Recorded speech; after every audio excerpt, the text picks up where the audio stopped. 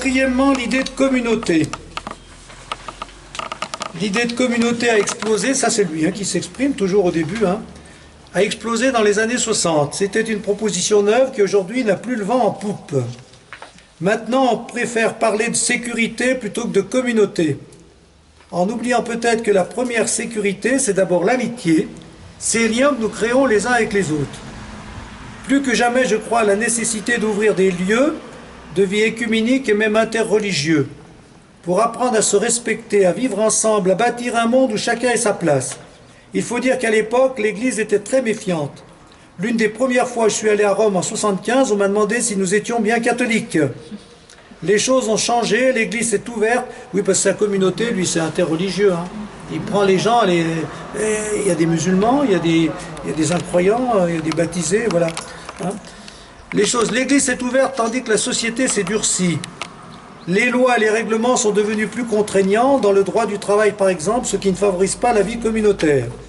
Heureusement, nous pouvons compter sur le soutien de très nombreux volontaires qui participent chaque année à l'aventure de l'Arche. Alors, faire communauté, ça c'est toute l'éducation l'Arche, c'est des communautés. Bon, il y avait aussi le mouvement hippie à cette époque et tout ça. Il y avait le mouvement hippie, il y avait la mode de la vie communautaire. En tout cas, si je peux me permettre, il y avait une chanson que j'ai ressortie qui s'appelait Sympathy, en anglais. Oui. Le texte était en anglais. Et il disait And sympathy, donc la sympathie, c'est tout ce dont nous avons besoin dans le monde. And sympathy is what we need. La moitié du monde a toute la nourriture et l'autre moitié meurt de faim. Et donc c'est un texte en anglais, je ne peux pas vous le dire maintenant parce qu'il faudrait que je réfléchisse. Mais et il parle justement du partage de la faim dans le monde sous un aspect hippie, quoi. Oui, ben, il y a eu cette mode de la vie communautaire, ça va durer éternellement, mais bon. Voilà. Alors, avec qui est-ce que je fais communauté? Au moins vous les sœurs, ça va, Communauté de vie, de partage de vie, de moments de vie. Alors moi j'ai mis 3 types de communautés. Communauté de vie, c'est quand on vit ensemble. De partage de vie, c'est quand on prend des moments pour faire le point sur notre vie, quels événements on a marqués. Il y a des équipes de partage de vie, voilà. Et de moments de vie, il y a des moments où, moi c'est ce que je demande pour les paroisses. Les paroisses, si ça continue comme ça, ça sera que des lieux de self-service. Pratiquement maintenant, une paroisse, c'est le self-service religieux. Baptême, mariage, la messe du dimanche, les paroissiens ils viennent là, le dimanche d'après ils viennent plus ou ils vont ailleurs. Donc on self-service. Et normalement une paroisse ça doit être une communauté. Et pour qu'il y ait communauté, il faut qu'il y ait au moins des moments de vie, des moments communautaires. Dans les paroisses actuellement, ceux qui essayent de faire ça, c'est le dimanche, un dimanche ensemble, ou au moins un dimanche matin ou le samedi après-midi, où on essaie d'être ensemble, discuter, échanger, prendre un repas et puis la messe, voilà. Mais il n'y a pas que la messe, voilà, il y a une communauté. Ça, c'est un peu l'avenir des paroisses, sinon il n'y aura plus de paroisses. Bon. Donc c'est pour ça que j'ai remis la question. Donc mes communautés de vie, de partage de vie, de moments de vie, sont-elles ouvertes ou fermées? Parce que l'autre tentation dans notre monde, l'autre tendance, c'est le clan, le communautarisme, le repli identitaire, voire sectaire. Ça, c'est aussi ça. Il n'y a plus de communautés où il y a de communautés ouvertes. Enfin, il n'y a pas beaucoup de communautés ouvertes, où il y en a moins qu'avant. Et en tout cas, les paroisses ont du mal à rester des communautés. Et par contre, il y a un repli sur des petites communautés identitaires. Ça, c'est notre société. Suis-je plutôt isolé, individualiste ou membre d'un réseau où je retrouve ceux qui ont les mêmes affinités que moi? La grande mode, c'est les réseaux. Voilà. Et ça aussi, j'ai eu récemment une réunion avec le MCC, les mouvements des quatre chrétiens. C'était le sujet, parce qu'on comment reconstruire l'Église. Ils disent, l'avenir, ça semble être l'avenir d'une Église reposant sur des réseaux. C'est virtuel, il n'y a plus de communication verbale entre personnes, ça c'est pas très bon non plus. Ça aussi c'est un problème. Mais les réseaux, c'est les affinités. Oui, on est en communauté, pas forcément avec les gens qui sont là, mais puis on communique aussi, on se voit et c'est des communautés parallèles, par affinité. Voilà. Donc, comme si c'était plus facile d'être en relation avec quelqu'un qu'on ne voit pas, qu'on ne connaît pas, que son voisin. Oui, oui, oui. Ou quelqu'un qui pense comme nous. Il y a les deux. Voilà, en réseau avec des gens, oui, ça c'est les réseaux sociaux. Mais les réseaux dont je parle aussi, c'est... on se voit, mettons, pour un repas, pour une sortie, ou même pour une messe, avec ceux qui pensent comme nous à tel endroit, et non plus avec dans la paroisse où on est. Hein. Alors, voilà. La paroisse peut-elle être une communauté ou faut-il laisser ce projet aux communautés nouvelles, au réseau ou à d'autres? Ça, c'est la grosse question de l'Église, mais ce n'est pas la question de Jean Vanier tellement, alors je ne vais pas trop insister. Mais lui insiste sur la communauté. Il dit qu'il faut qu'on ait, limite, tout le monde doit faire partie d'une communauté. Lui, il ne voit pas un épanouissement humain, ni spirituel, ni chrétien, sans qu'on ait une appartenance à une communauté. Ça, voilà. Ça c'est vraiment sa question. C'est bon, ben là je passe, hein. Ça va comme ça? Parce que si on arrive au bout... Faiblesse.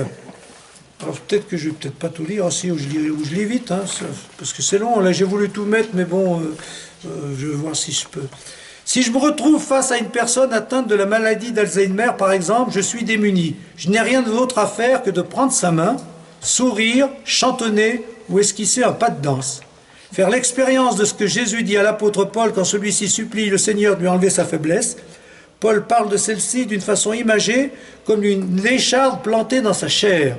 Mais Jésus lui dit « Ma grâce te suffit, car la puissance se déploie dans la faiblesse. » Que l'on soit enfant ou vieillard, la faiblesse n'est bien heureuse que si l'on est aimé. Sinon, c'est l'enfer. Ça, c'est fort, hein? Voilà. Il faut que le vieillard soit aimé pour ce qu'il est, non pour ce qu'il fait, par quelqu'un qui lui dise « Je t'aime comme tu es ». La question de savoir si je suis aimable est très profonde. Au fond, on se demande toujours secrètement, est-ce qu'il y a des gens qui s'intéressent non pas à ce que je fais, mais à ce que je suis vraiment? Et nous avons tous besoin d'une vraie rencontre, dans une pauvreté qui ne cherche aucun pouvoir. Dans un de mes livres, je parle de cette expérience qu'a vécue l'assistante d'une de nos communautés en Australie avec un jeune prostitué. Elle était accourue à son chevet alors qu'il était en train de mourir d'une overdose. Il lui a lancé « Tu as toujours voulu me changer, tu ne m'as jamais accepté tel que je suis. » Ah, ça c'est fort ça. Hein. Les gens qui posent problème, on veut les changer. Hein. Il faut d'abord les accepter tels qu'ils sont, les aimer tels qu'ils sont. Ah, ça c'est dur, hein. Ce jeune homme attendait une personne capable de l'écouter sans vouloir le changer. Cette femme ne l'avait jamais vraiment rencontré. Dans ses écrits spirituels, bon, je saute ce passage, c'est moins important. On passe. C'est vrai, c'est dangereux d'être soi-même, ne serait-ce que parce que je peux me tromper. Même ça, c'est moins important. On passe parce qu'après, je ne vais pas arriver au bout. La personne handicapée. Je vous lirai ça si vous voulez. J'ai voulu tout citer pour que ce soit lui qui s'exprime. La personne handicapée. Les personnes avec un handicap mental ont quelque part un cœur d'enfant dans des corps d'adultes. C'est leur souffrance. Comment vivre dans un monde où la normalité est la norme? Où la normalité rime avec travail et réussite. Ces personnes ont souffert dès le début de leur vie. D'abord, les parents voulaient un bel enfant, destiné à un avenir prometteur. Même s'ils acceptent, il y a chez tout parent un phénomène de déception. Cette déception se transforme en angoisse, laquelle est nourrie par un climat de souffrance et d'humiliation face au regard des autres. Et à l'humiliation s'ajoute un certain dédain, réduisant les personnes au fait qu'elles sont gentilles. Je n'ai pas trop compris ça. Je comprends mieux, mais... Jésus, lui, a été... Donc, moi, je crois que c'est la foi. Comment? Voilà. Alors, comment vivre dans un monde où la normalité est la norme? C'est dur, hein? Ça, c'est bien comme question. Hein? Donc, là aussi, il faut retenir ça. C'est que, par rapport à quelqu'un qui est autour de nous qui pose problème, l'accepter tel qu'il est, et surtout pas montrer qu'on est déçu. Parce qu'il va le sentir. Déçu par lui. Et s'il sent qu'on est déçu par lui, ça va que faire remonter en lui tous les problèmes qu'il a, et ça va les amplifier. Donc c'est vraiment dur, hein? Voilà. Jésus, lui aussi, a été humilié. Il est allé jusqu'au bout, même si on ne voulait pas de lui, même si ses amis lui ont dit « Tu nous as déçus, on croyait que le Messie allait gagner. » Ça, c'est une bonne interprétation, hein? Que faire? Nous avons besoin d'être sauvés, car Dieu, qui n'existe qu'en aimant, veut que nous soyons libres. Où se situe la liberté? Les personnes avec un handicap sont-elles plus libres que les autres? Je ne sais pas. Mais il y a une simplicité et une ouverture à la relation chez elles qui est unique.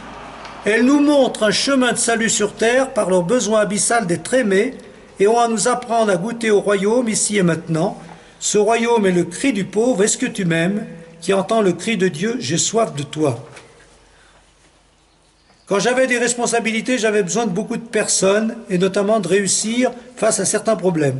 Aujourd'hui, c'est plus limité et plus j'avance en âge, plus j'ai besoin de sentir que je suis aimé, non pas dans ce que je fais, dans ce que je réalise, mais dans ce que je suis.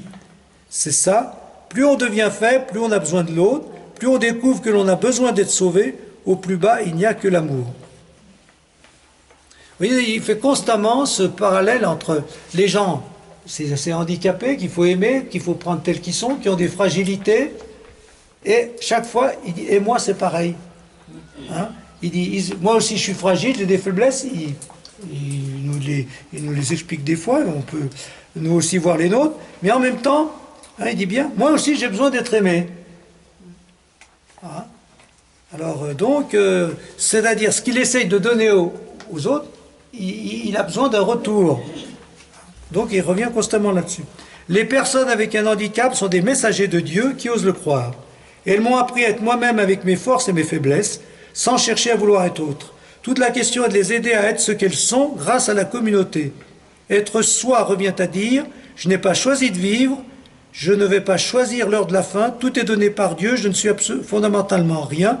On expérimente sans doute cela totalement qu'à sa mort. Voilà. Faiblesse et fragilité. On fait l'expérience de notre faiblesse et de nos fragilités quand on est démuni, impuissant, face aux grandes faiblesses des autres. Maladie, handicap, violence, délinquance, déviance, dépression. Quand on a affaire face à ça, on est démuni des fois. Donc on prend conscience que on aimerait bien faire quelque chose, mais on ne sait pas quoi et on ne peut pas. Dans ces cas-là, la seule chose à faire, voilà, c'est de faire confiance à la grâce de Dieu, agissant en notre faiblesse et en celle des autres, et c'est d'aimer. Aimer l'autre tel qu'il est, non tel qu'on voudrait qu'il soit, et nous aimer nous-mêmes tel que l'on est, nous aimer avec notre faiblesse et notre fragilité. Ça va comme ça? Hein? Donc, face aux handicapés, aux maladies, à la violence, on voit qu'on est fragile. Hein? Eh bien, qu'est-ce qu'il faut faire? Accepter cette fragilité, aimer l'autre tel qu'il est, nous aimer et faire confiance. Faire confiance à Dieu qui peut agir, hein, qui peut agir dans la personne, qui peut agir en nous. Ça a dû vous être, sûrement, ça vous en avez eu l'expérience. Hein, face par exemple à un malade en fin de vie, face à quelqu'un vraiment, qu'est-ce que je peux bien faire? Tout par contre, on trouve les mots. Hein, c'est ça, Dieu, l'aide de Dieu, la grâce de Dieu. Hein. C'est que Dieu nous aide à trouver les mots ou simplement il nous aide à rester là et c'est bien ce qu'il fallait faire. Ça va comme ça? Alors, pause. Je pense à ceux que j'ai du mal à aimer en ce moment à cause de leur faiblesse, enfin de leurs problèmes. Faiblesse, c'est pas... vrai. Et je pense à mes plus grandes faiblesses actuelles.